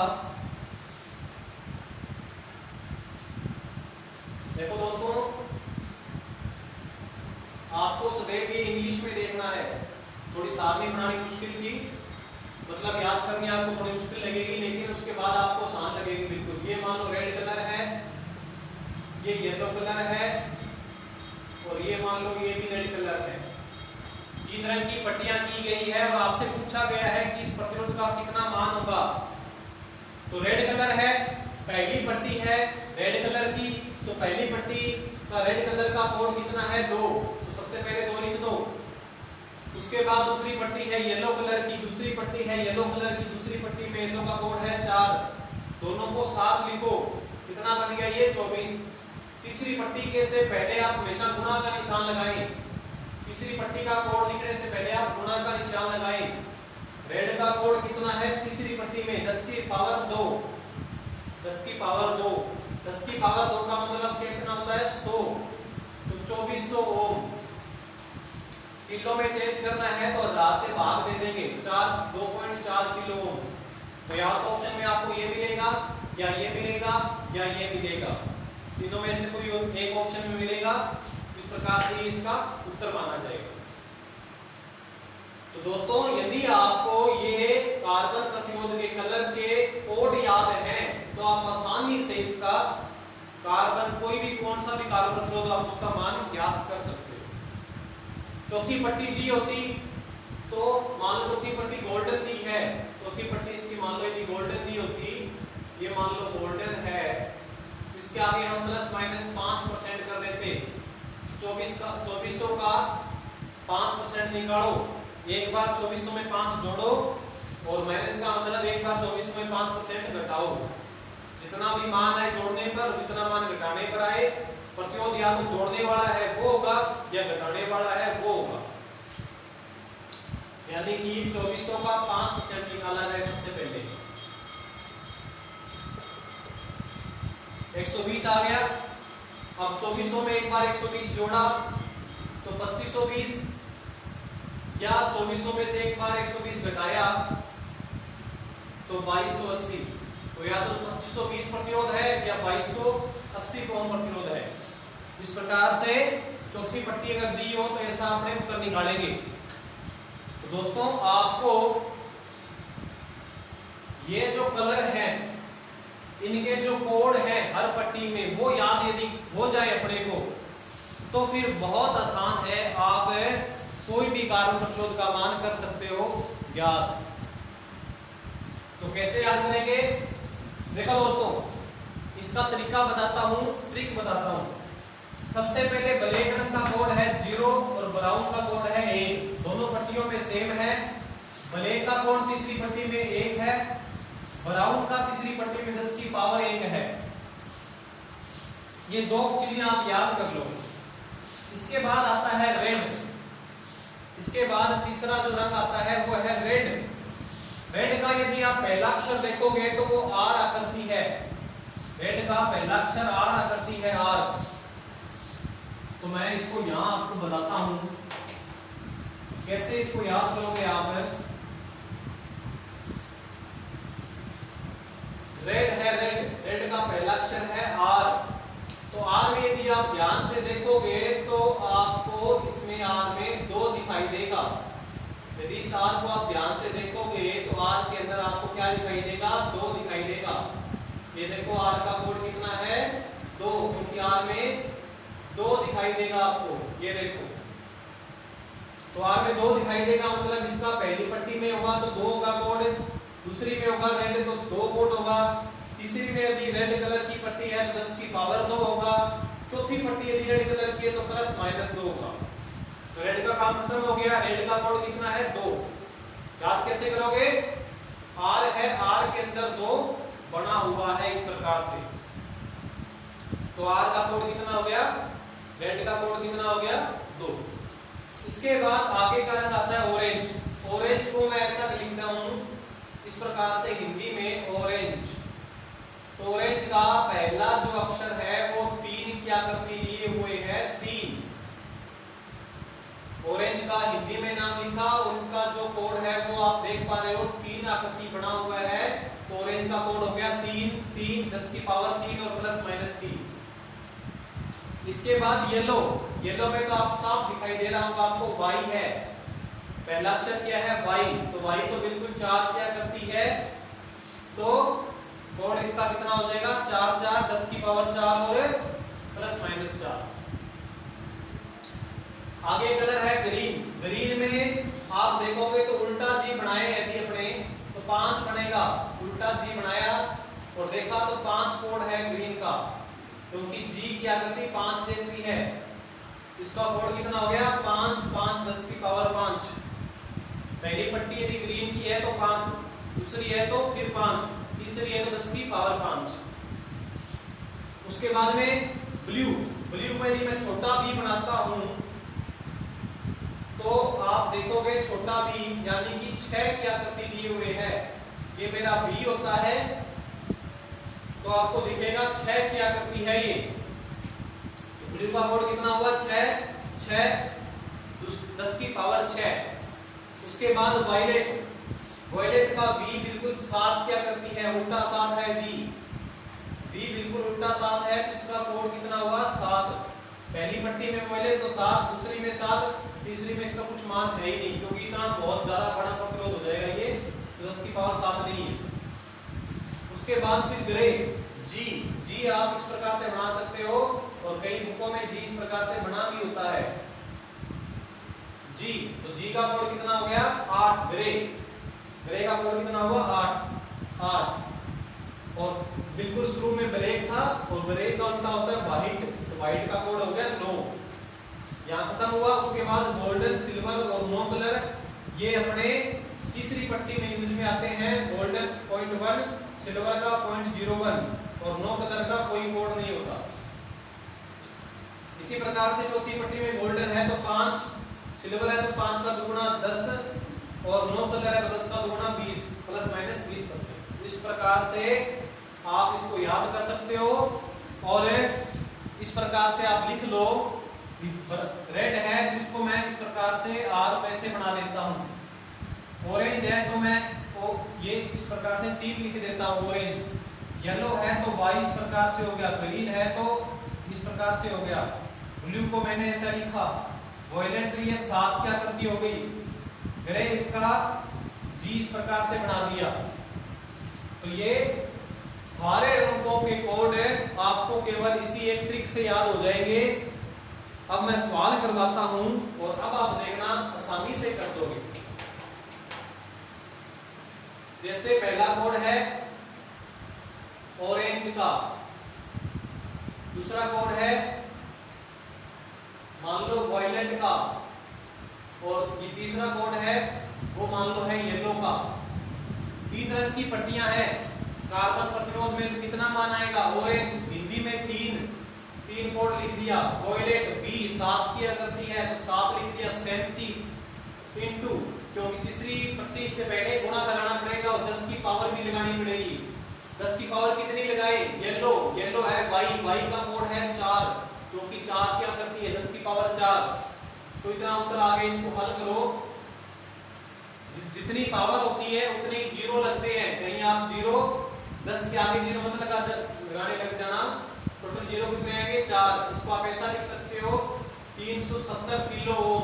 किलो करेंगे तो 1000 से भाग दे देंगे। इस प्रकार से दोस्तों कोई भी कार्बन प्रतिरोधक का आपको रंग दिया हो और कैसा भी सवाल हो तो आप कर सकते हो। एक आपको सवाल में और करवा देता हूं जिसके अंदर 5 रंग की पट्टियां होगी। इसके अंदर मान लो 5 रंग की पट्टियां हैं तो कोई मुश्किल नहीं है। जैसे मान लो एक कार्बन प्रतिरोध है, इसमें 5 रंग की पट्टियां हैं, मैक्सिमम 5 तक होती हैं। ये रंग मान लो रेड है, ये ऑरेंज है, ये ब्लू है, ये फिर रेड है, ये मान लो सिल्वर है। इस प्रकार से कोई 5 रंग की पट्टियां हैं। तो रेड का कोड होता है 2, R है 2 की आकृति, ऑरेंज का कोड 3। अब ये 5 रंग की है तो ब्लू को हमें गुणा में नहीं लगाना, ब्लू का कोड भी इसके साथ ही लिखना है 6 और चौथी पट्टी के लिए गुणा लगाना पड़ेगा। रेड का कोड होता है 10 की पावर 2 और सिल्वर का होता है ±5% कोड। इसको आप हल कर लेना, इतना रेजिस्टेंस आपको मिल जाएगा। दोस्तों आज की क्लास काफी बड़ी क्लास थी, लगभग 1.5 घंटे की क्लास हो चुकी है। इसके अंदर हमने लगभग प्रतिरोध के सारे बिंदु कवर कर लिए। क्या सीखा सबसे पहले कि प्रतिरोध होता क्या है। क्या होता है प्रतिरोध, धारा के मार्ग में रुकावट देने वाला एक पदार्थ का कोई गुण। क्या मात्रक था, ओम। इसके बाद हमने सीखा कि प्रतिरोध जो भारत में लेते हैं, इंटरनेशनल ओम की बात की जाए तो भारत का 1.00049 ओम आएगा। 1 इंटरनेशनल ओम बराबर 1.00049 ओम। इसके बाद हमने सीखा कि प्रतिरोध किन किन बातों पर निर्भर करता है। प्रतिरोध किन किन बातों पर निर्भर करता है, तो प्रतिरोध 4 बातों पर निर्भर करता है। वो चारों बातों को मैंने आपको समझा दिया, बकायदा उसके सवाल भी करा दिए। उन सवालों को दोबारा फिर आप समझें, याद करें और खुद भी प्रयास करें। उसके बाद मैंने बताया प्रतिरोधक क्या होता है, या उससे पहले बताया विशिष्ट प्रतिरोध क्या होता है, और उसके बाद मैंने बताया प्रतिरोधक क्या अपने प्रतिरोधक क्या होता है और कितने प्रकार के होते हैं। 2 प्रकार के होते हैं प्रतिरोधक, वायर बाउंड और कार्बन। वायर बाउंड में केवल 2 बातें याद करनी है, किस धातु का बना है और उसी धातु का ही अपने वायर बाउंड में यूज क्यों किया।